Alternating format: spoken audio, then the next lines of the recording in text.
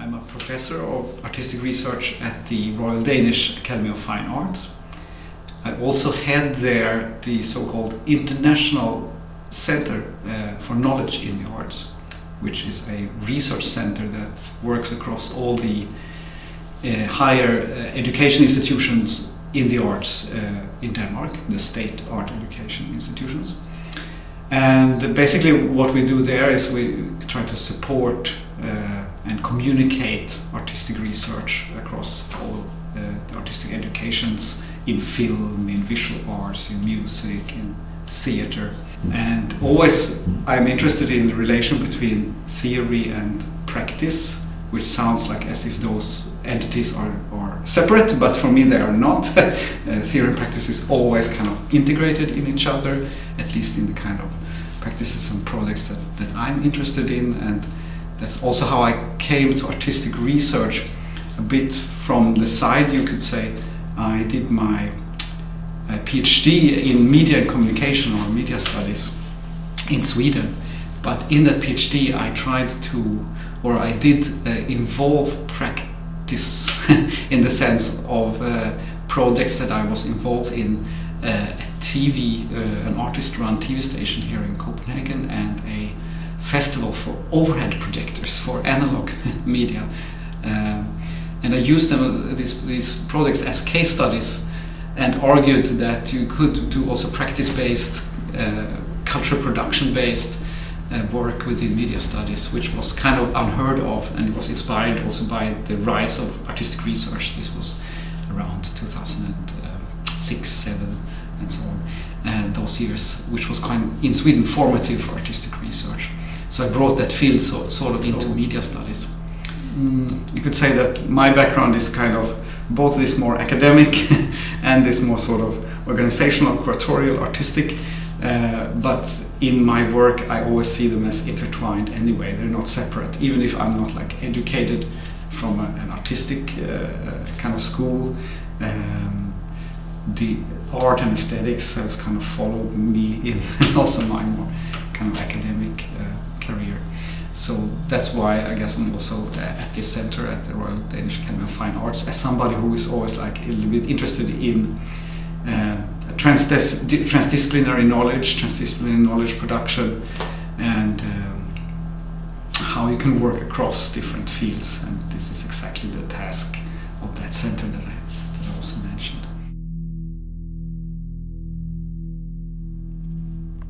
Yeah, the way that I worked with media arts and the digital culture field has been from something I called a post-digital perspective, and that's inherent already to some of the early projects, curatorial projects that I did, like this festival called The Art of the Overhead, which was a sort of an intervention into what was at that time, in 2005 was the first edition.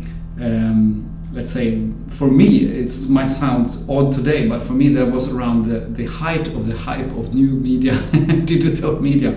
For me that was already like then at least reaching a state where, especially in the arts, there was a lot of this kind of interest in interactivity and new forms of participation through digital media and so on.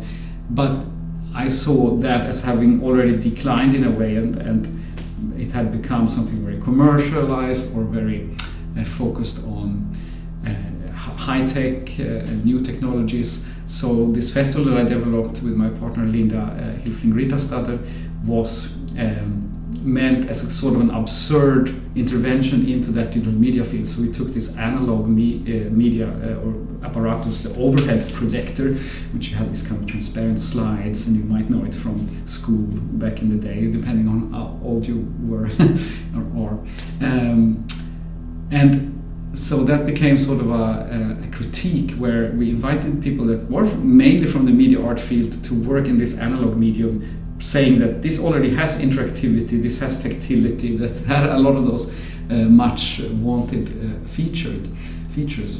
And so that became sort of a media archaeological project. And since then I've been working also with this idea that, okay, we are already surrounded by digital media to such an extent that it's like, yeah, it's sort of ubiquitous, it's sort of integrated in everything we do, right?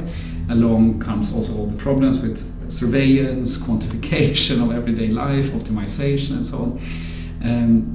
So for me, an approach to digital arts have been to say that in that, what can, to regard not the digital or new technology as something that we always have to sort of look at as something futuristic. It's something that is already here. We are sort of living in a post-digital reality, not in the sense of we are over the digital or the media sphere, but we are sort of in this culture after the impact of these technologies, and we should work with them as sort of part of our everyday reality, and then also understand them also as aesthetic, as political and social and so on.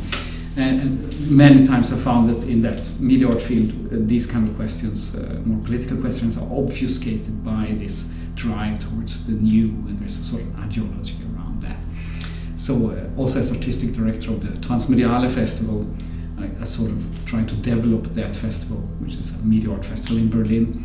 I worked for 10 years. I really tried to drive that agenda of a sort of in German you would say a realpolitik, like a realistic approach in a way, and from there speculate on alternatives rather than this sort of abstract futuristic perspective that is often inherent to digital media. And yeah, I could speak forever about that. One festival that I was quite proud of had this title BWPWAP, which was an acronym for Back When Pluto Was a Planet. And that sort of played with this idea of how sometimes these technologies seem to develop so fast, and we have new technologies of observation, and with them comes also new classifications. And so what yesterday seemed new suddenly seems obsolete, but sometimes something old also comes back and is rejuvenated. I mean, the vinyl record would be like an obvious example. So it's not linear in a way, the technological development and how we can appropriate it. And this Back When Pluto Was a Planet refers then, of course, to how Pluto was demoted from planetary status to a dwarf planetary status in 2006. And we made, for example, like a restaging of that vote, so the audience of the festival could again vote if they wanted Pluto in or not. And we had the scientist that was responsible for a discovery that led to this reclassification of Pluto, and we had who spoke again against Pluto, and somebody who spoke for Pluto, and so on. So we kind of had this sort of almost theatrical kind of approach, and that then was just a framework for something that was not about Pluto, of course, but a lot of different art practices that worked, for example, with junked technology, e-waste, or kind of reuse and so on. So there was a lot of these sort of post-digital practices where you kind of go back and try to see if you can use some of those older media in some new way. Not in a nostalgic way, I should kind of maybe accentuate here that it's not because of nostalgia for in a sort of a retro aesthetic, but really to also think sustainably about think and practice more sustainable media worlds. So that's where the post-digital comes into my thinking and practice. Yeah, artistic research is basically research in and through artistic practice is the definition that I prefer. But that in itself doesn't give too many answers. I think that the main thing about artistic research is that it has given artists an opportunity to take more ownership over the knowledge that is produced through art, rather than, let's say, let that be defined completely from other fields like the humanities or art history or sociology for that matter. And that doesn't mean that those fields are useless. Also, artistic research can incorporate them and work also with those fields. But traditionally, I think artists have been like, at least that's how it's developed also in the education and research system, is something that is studied and interpreted, and the kind of knowledge it produces is disqualified in terms of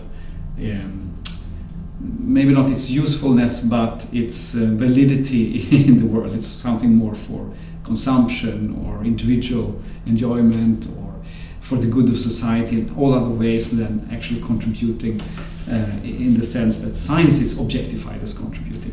So I think that what artistic research does is like, for me it's a very much intervention into knowledge itself. It shows how knowledge is performative, how knowledge is aesthetic, how knowledge can be a lot of other things than the hard data in a way, and brings in a more experiential dimension also into knowledge that I think is extremely important today, because we live in a world that is producing so much polarization also between different groups, different fields in society, and I think artistic knowledge production, it doesn't necessarily solve problems, but it brings perhaps another way of dealing than we see, I think, today in our society is a failing of a sort of a rational scientific worldview to actually produce change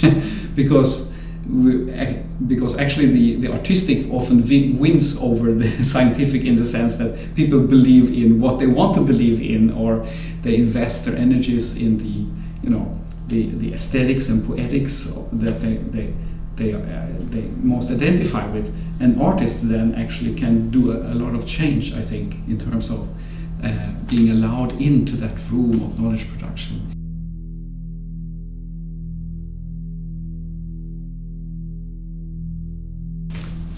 Yeah, I think one of the main questions for artistic research, or the key question maybe, is the relation between artistic practice and artistic research. It sounds maybe a bit weird, but it is this question between what counts as practice and what counts as research, and how this is being sort of evaluated and defined really kind of influences how artistic research also looks in different institutions, in different countries, also in the Nordic countries, how artistic research has been set up. In Denmark, it's a very peculiar situation because we have something called KUV, kunstnerisk udviklingsvirksomhed, which translates as artistic development activity.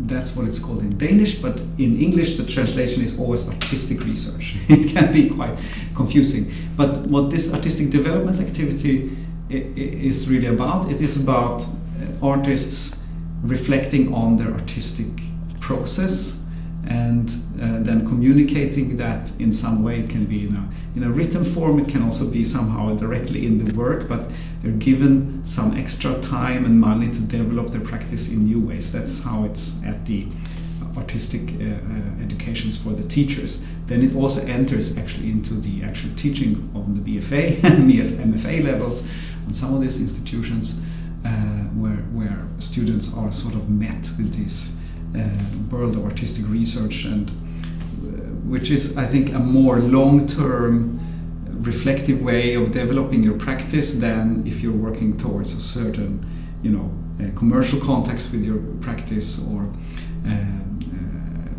it actually doesn't matter whether you're going to be an artist working more with institutions or commercials or more independent. Artistic research is sort of already kind of developed into its own field with its own kind of set of methods and so on, and which often has a sort of also collaborative aspect that you want to maybe impact or collaborate with something outside of art. It can be within science, or it can be within an industry context. It is, I think, an activity which is inherently also lends itself to this sort of collaborations which goes outside of art itself in order to kind of research something artistically out there in society. But again, coming back to this question of the relationship to then, how do you define what is just practice and what is just research? It's almost impossible, but you can see that different institutions and different countries has solved this differently. So if you, for example, want to do a PhD in the arts, sometimes you have to produce a lot of written work, just as much as somebody who is doing a PhD in in art history, for example. And then the artistic practice is just added maybe as documentation. It means often then double work for artists. And then you also have models where you submit mostly work, or even only work, which is like the radical version. But then on the other hand, this work may be also very theoretical, reflected, and so on. So because artists don't work just with one medium, they work already in different media. So it is really a field which lends itself to a lot of multiplicity in terms of formats and so on. But institutions still have to kind of define this. So they, for example, in Denmark, there's a strong emphasis on that the practice, that and the work aspect, so that these artistic research activities, KUV projects, should lead to sort of a tangible artistic output. And then you have to kind of talk about the process that led you to that, and the process of research that you did.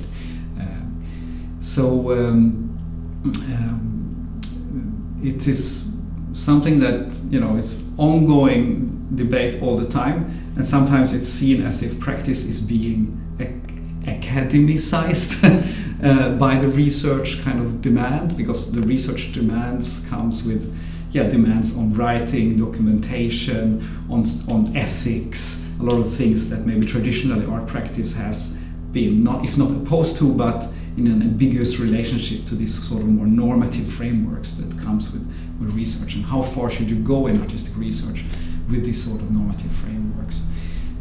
That's a huge discussion, and sometimes from artists themselves, perhaps rightly so, and also from the, let's say, the art world, there is sort of skepticism towards these sort of research paradigms coming into art. So there's been this sort of discussion there. Is it making art too academic? On the other hand, there is also from the research and scientific communities, perhaps especially from, let's say, more empirically positivist-minded science, really an idea that art can never be science, because it can never bring anything but subjective results and not hard kind of evidence of anything. So those are really the polarities and the calamities which this discussion about artistic research and the balance between practice and research. So for me then, I mean, there is no solution really to this, but there is a strength, I think, in artistic research, actually being able to traverse all these different fields. And I think there's a value in artists kind of critically entering research and questioning, for example, the knowledge ideals of different fields. And they can do that also by bringing in more performative and subjective, and for that sake also intersubjective experiences and modes of producing knowledge. And I think that's, super highly needed. And we know, from a lot of also critical work, not only in artistic research, but people like Bruno Latour and others have already sort of explored, or Donna Haraway also with the idea of situated knowledges, have already explored the idea that that knowledge is not produced just in the laboratory and ready to be objectified, but it's always, situated. It always comes from a place, from a person, from a certain discourse. So there is no kind of fixed knowledge anyway, but we have to, act on knowledge in different ways in our society. And I think that's also what, the artistic research kind of already comes with an acknowledgement, often at least, that's the case. This is not just, existing in the black box. So for me, it's I call it a transversal knowledge assemblage. It's something that can kind of traverse institutions, subjects, knowledge forms. It's sometimes, of course, very focused maybe on individual practice, and therefore more about the individual development. But I think as soon as you go to the PhD levels and you have to do like dissertation or something like that, you have to start to contextualize your practice in some ways beyond just individual practice. Or let's say your individual practice should then show some sort of should have some sort of reflective dimension in it that makes it more than the development of, let's say, an artistic skill or something like that. And that's maybe the crucial point where artistic development activity needs to, in a Danish context, develop a bit further, because a lot of it tends to be focused on developing a technique or an artistic skill, and sometimes the reflection and, let's say, performative knowledge part is missing, or at least not as advanced as I see it in some of the other Nordic countries, because of the lack in Denmark of third cycle PhD education and research training in this field and so on. But on the other hand, there is a close, in the KLV tradition, a closeness to teaching, a closeness to the practice that maybe sometimes have gone lost in some of the other let's say Sweden and Norway, where sometimes at least there has been this critique against the field that it has gone a bit too far in its academization, that you have to have a PhD in order to teach at an art school and so on. So you know, I don't have these answers. There is this is an ongoing sort of discussion. Yeah.